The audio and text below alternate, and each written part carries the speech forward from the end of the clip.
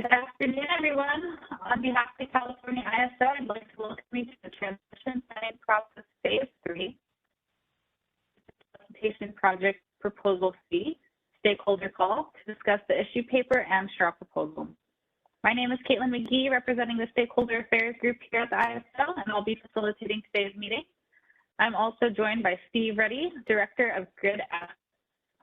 As a reminder, the presentation and agenda for this meeting is posted on the Policy Initiatives webpage, and you can find this under the Stay Informed tab of the Cal ISO's homepage.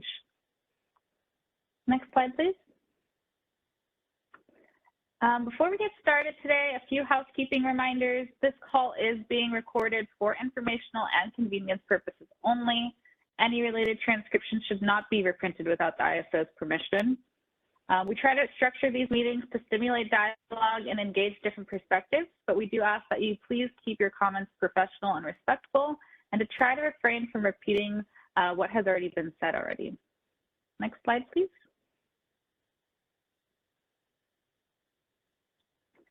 And if you have questions or comments today, there's a few ways you can ask those. If you are connected to the audio through your computer, or using the Call Me option, you can click the raise hand icon. It's located at the bottom right of your window in the toolbar. Or you can type your question into the chat window and I'll read it aloud for you. If you are joining us today using the audio only line, you can press #2 to add yourself to the queue. Please remember to state your name and affiliation before making your comment or asking your question today. If you do need any technical assistance during today's meeting, please send a chat to the event producer and they can help you out. Next slide, please.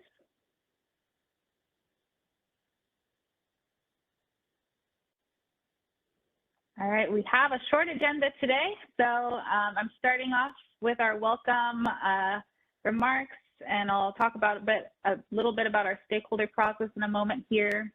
And then Steve is going to take us through the background of this initiative and walk us through the straw proposal. And we'll have plenty of time for Q&A. I'll wrap it up with next steps and the initiative schedule. Next.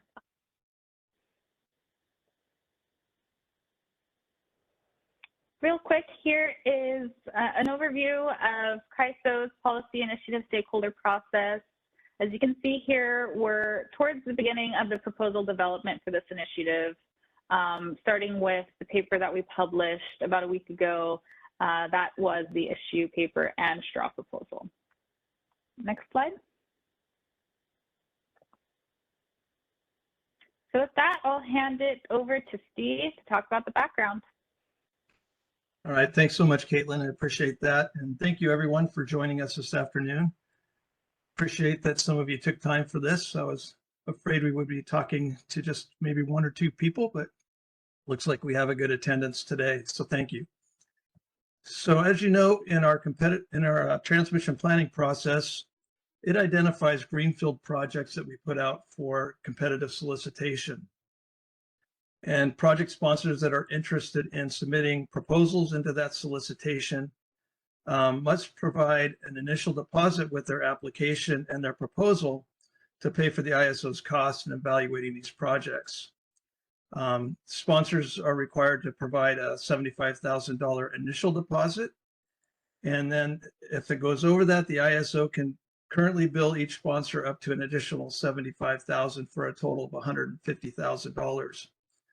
Each project sponsor is responsible for its pro rata share, but only up to a not exceed cap of $150,000. That's what's in place today. Any cost above those caps are absorbed by the ISO.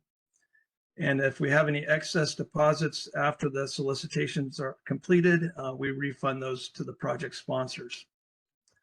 Next slide, please. So this current process or cost structure has been in place since 2014. And while we haven't gone over the not to exceed cap yet, we anticipate it may not be sufficient to cover future evaluations. We anticipate we're going to be relying more heavily on contractors, and I can talk about that if you're interested. going forward. And also the complexity of these projects are becoming much more detailed and taking a lot more expertise and evaluations, bringing in experts on various areas. For example, our last ones, we had to bring in some direct current experts to evaluate some DC projects that we went through. And as you might imagine, those kind of consultants are not inexpensive. Next slide, please. Just for some background, since 2013, when we had this put in place, or 14, we've had, I think, about 14 projects that we were able to build to the bidders. And this shows how much each proposal ended up costing for the evaluation. It ranges across the board. Early on, we did have some that came very close to the $150,000. You might note that we had just a few bidders on that, and it was a very pretty complex project.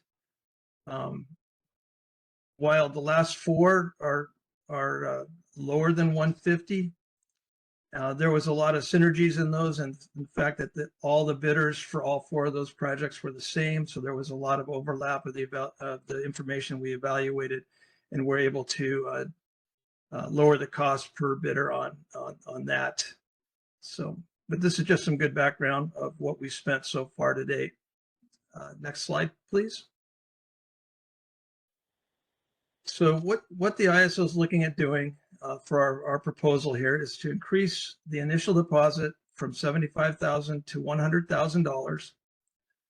We feel that that's probably going to be a good number where we won't go over, and we won't have to rebill each bidder going for, if the process goes over 100, we'll obviously have to bill it more. But if it doesn't, we'll be in good shape.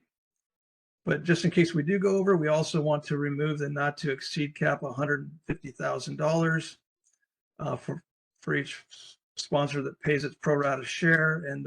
And this is in line with what we're seeing that other areas that FERC has approved solicitations.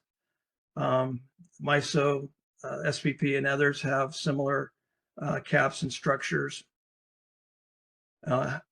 Obviously, if the deposits are more than we spend, we'll continue to refund the excess to the project sponsors.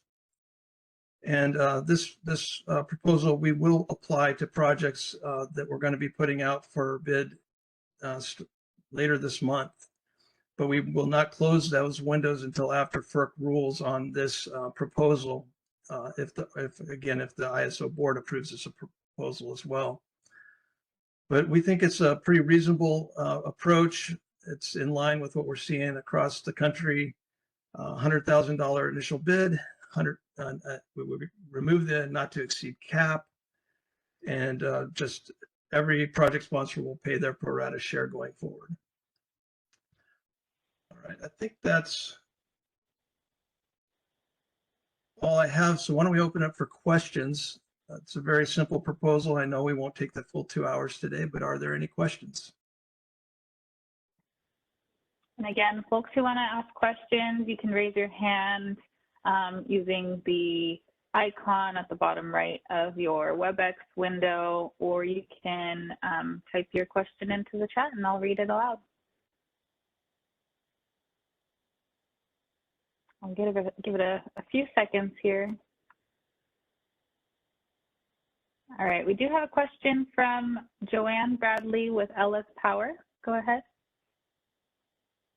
Hi, Steve. Thank you so much for going over this.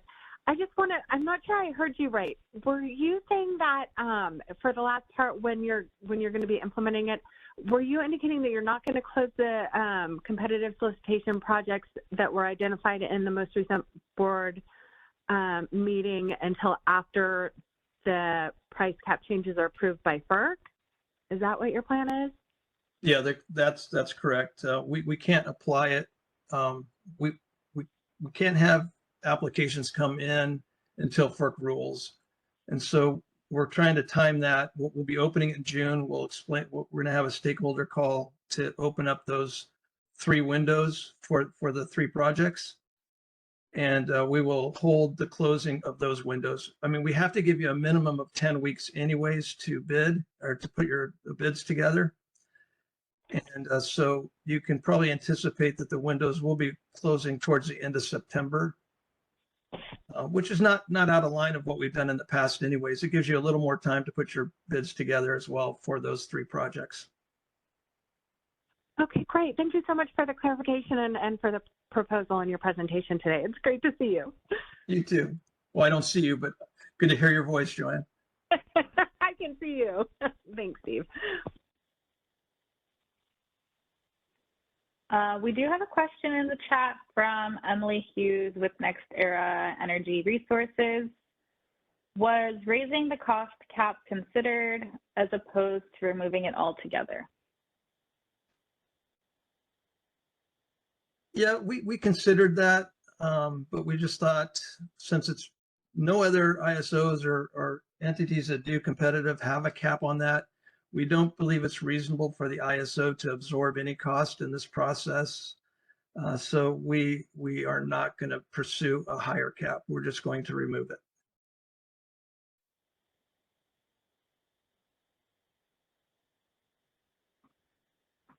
All right. We'll see if anybody else decides to raise their hand or your question in the chat.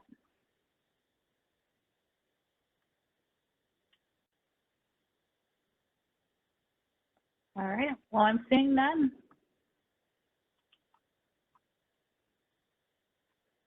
All right. All right. Any questions or raise hands on the phone either, so on the phone only line. Okay. Well, thank you, everyone. I appreciate it. Caitlin, you want to take it away?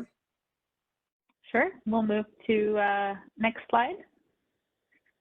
All right. And here is the proposed initiative schedule. We did post the issue paper and straw proposal, like I said, on June 1st. Today we had our brief stakeholder call. And then if there are any comments, we do ask that you submit them by June 22nd. And we'll have our final proposal posted to the initiative webpage, hopefully by July 5th. Next slide, please.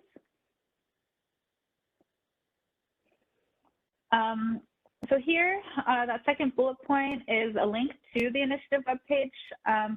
There you'll find a link to the commenting tool where you can submit your comments. Again, please send those by end of day, June 22nd. I believe the comment template should be live now, and you'll be able to access it.